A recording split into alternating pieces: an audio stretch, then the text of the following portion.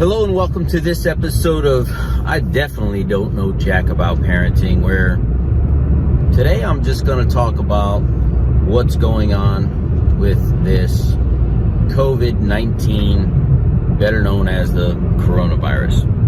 So the big question is this: how are parents like us, who don't have a manual, who are doing the best we can, who feel as though we aren't enough, how are we going to raise healthy, happy children who we are proud of and still keep our sanity in that process? That's the question, and this podcast will give you the answers. My name is Ryan Roy, and welcome to I Don't Know Jack About Parenting, a podcast for parents who are being real with themselves. Hello and welcome back to this episode of I Don't Know Jack About Parenting, where today I'm going to be talking about the coronavirus or COVID-19. And I've been thinking about doing this one for a couple of days. Didn't have any particular idea or thought around what I would say. So just know this is, like most of my podcast episodes, 100% straight from the heart and just my thoughts. Just like I tell you guys, I don't know jack about parenting. You know, how much could I possibly know about this pandemic other than what's on the news and what I'm experiencing? So I'm just gonna share with you my observations and some thoughts around this and the opportunity that it presents to you as a parent. So, I'm on Instagram. I'm on Facebook. I am, but I also work from home, right? Which gives me a little bit more of an interesting perspective because I don't have to go out into the general public and see the panic. But we're on Instagram and Facebook. It's usually all this happiness and frill and everything's okay. And look how wonderful my life is when we all know that isn't necessarily the truth. But now we're getting the opposite, where we're seeing panic and people are homeschooling, and I'm in a couple Facebook groups with the parents of my school for the classrooms where we've communicated for years, and I'm seeing the panic. I'm saying I don't know how to homeschool. I'm saying I'm not good at this. Thank goodness for our teachers and everything that they do. And yes, although I'm thankful for everything our teachers do, they don't have the challenge of the closeness that our children have with us. Children don't know their buttons to push. Children don't know what they can get away with the teachers day one. It takes time and an evolution of a school year, and then they change teachers. They're stuck with us parents, and seriously, there's a level of uncertainty and panic in all of us parents, and lack of confidence in an area of homeschooling, which brings a level of anxiety in addition to the fact that we're dealing with this pandemic. And some people are worried about putting a meal on the table. Some people are worried about paying the mortgage, paying the rent. Like, work just told me they're closing. This is happening for millions upon millions of people, and the uncertainty that surrounds anything can bring a level of anxiety for anyone. I'll give an example of this. My son had a half day just last week before this all started. And I said, oh, it's only a half day of school that morning. And he says, yeah, but half days seem longer to me, Dad. I said, what do you mean they seem longer? He goes, on a regular day, I know we got 40 minutes of this, and then a half hour of this, and then I go to specials, and then after specials, I do lunch, and then after lunch, we go to recess, and then after recess, we come back, and I switch from Spanish class to English class. He goes, I know everything that's happening and how much time, but on these half days that we don't have that often, I just don't know what the schedule is, and it just seems like a longer day for me. Think about that. That's from a kid telling the truth to his father. And I said, I understand.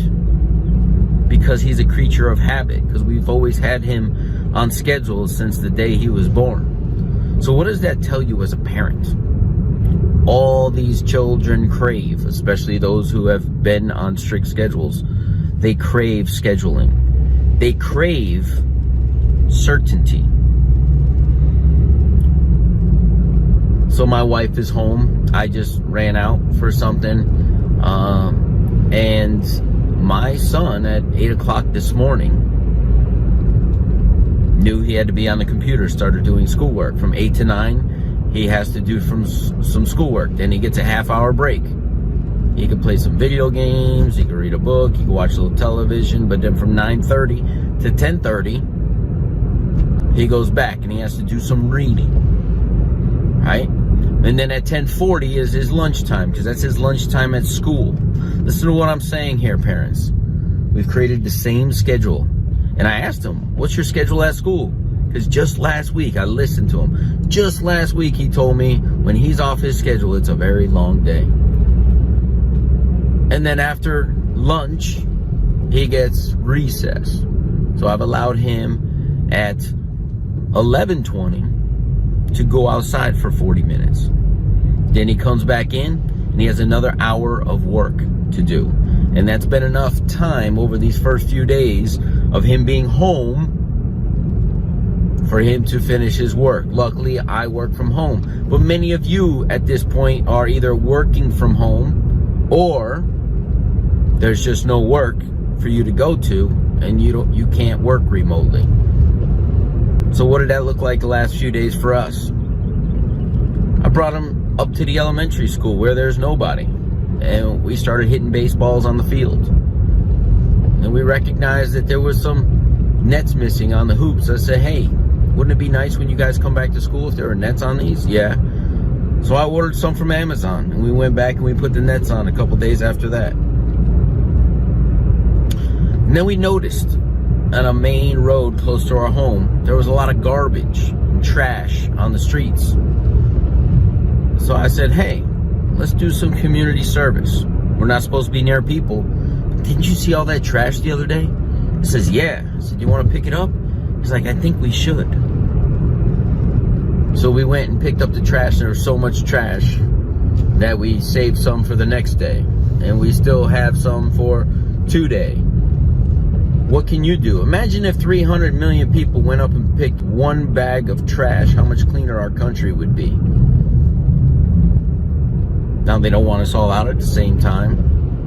And I guarantee you less than a fraction of a percent of the people would even take that suggestion. You're going to get a little stir crazy here in the next few days. They need us in for 2 weeks. I've been fortunate enough to experience hurricane aftermath, 5-7 days without power, and what that does to people when they don't know what to do.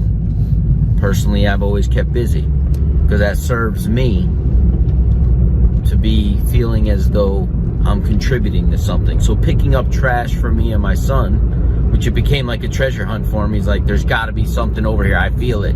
He found like a bottle that's been buried for 2-3 years.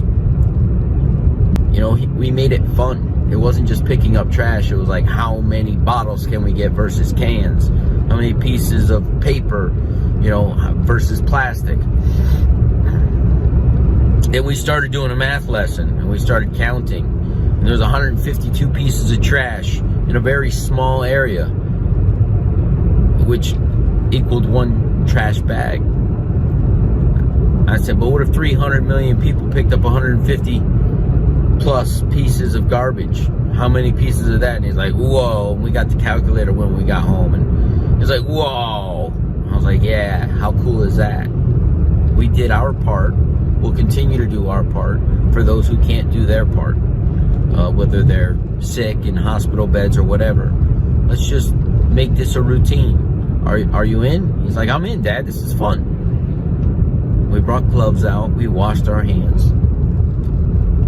What I'm saying to you as parents, and this is what I'm gaining from this, is I literally put a post on Instagram And look, and I'm going to tell you, I don't know jack about parenting. I'm winging it just like everybody else. But I actually thanked this COVID-19 for allowing me more time with my boys.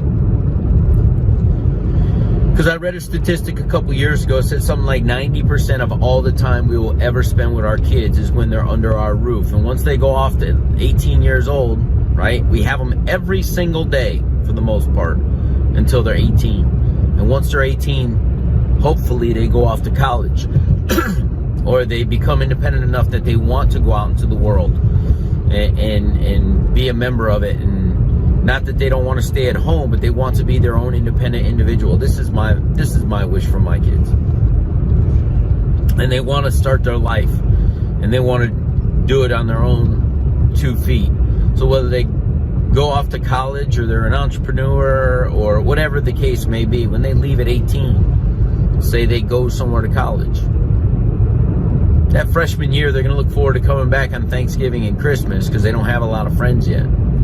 But after that first spring break where they don't come home, and then that next year they're like, hey, I'm going to my girlfriend's house. I got boys, right? I'm going to my girlfriend's house to meet her family for Thanksgiving. And then for Christmas, they like Thanksgiving so much. And then it's like, hey, Mom, I'm going to Mexico for... Mom, Dad, I'm going to Mexico for spring break. Sorry, I haven't made it back yet. But can you send me some money?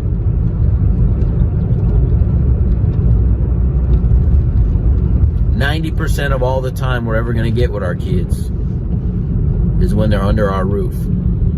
COVID-19 is giving me more precious moments to appreciate, to enjoy, to laugh, to scavenger hunt for garbage. And I'm watching Facebook, parents panicking that they don't know how to do third grade math. Hey, you know how to do third grade math. But you're panicked about the stuff around. And if I had any advice to any of the parents today, it would be this. Stay as present as you can, because you cannot control tomorrow. We got enough burden today. Like, we have enough to handle today. Don't worry about tomorrow. Stay as present as you can with those kids. Enjoy them. Enjoy their laugh, their smile. Because the math will take care of itself. They're not going to get dumb in a couple weeks, maybe a couple months. Who knows how long this is going to last. But what we don't want them to get is frustrated and agitated at mom and dad so much that they want to go back to school. So embrace them. Embrace this time. Yes, get the schoolwork done, but can we do it in a fun way? Can we do it in a schedule? And can we make the rest of the day? This is an opportunity for those of us who need to cook more, to pull out some recipes and say, hey, you want to learn how to cook? Because we're always so busy. Listen to me, this is my household too. We're always so busy, I don't always take the time to teach you how to cook. Do you want to learn how to use a knife? You're 9 years old. Do you want to learn how to whisk an egg? Do you want to learn how to use the blender? Because we have time. We have nothing but time on our side, and that has been our greatest enemy in this country. And we are gifted with a minimum of 2 weeks to empower, to impact, to engage with our children, parents. Look, I don't know jack about parenting, but I know kids absolutely love us and trust us, and they want time with us. And we got this crazy little thing called COVID-19 that is gifting us at least 2 weeks. So many people say, I wish I could just stay at home and be with my kids. And now that we have it, we're worried about math problems and English assignments. Don't. That will all come. Spend time with your kids. Don't get frustrated with that. Don't focus on what's unimportant. And what's unimportant in the grand scheme of things is if they got their homework done. You're not a homeschooler, you're a parent. I suggest you parent first and homeschool second. Do what is most natural to you and find comfort in that. Best part of my day, every day before this and after this, has been when my boys jump on me and snuggle with me first thing in the morning. Usually the first one's up, the baby's up. He says, sit down, daddy, on the couch, and we snuggle. And then usually my other son gets up a little bit after him because he's an early morning riser. And he lays on top of me, and then his brother lays on top of him. And then we just snuggle for like 10 minutes. I wish every parent took the time to do that and didn't rush through our day. Even if it meant getting up 10 minutes early to do so. Those are my thoughts.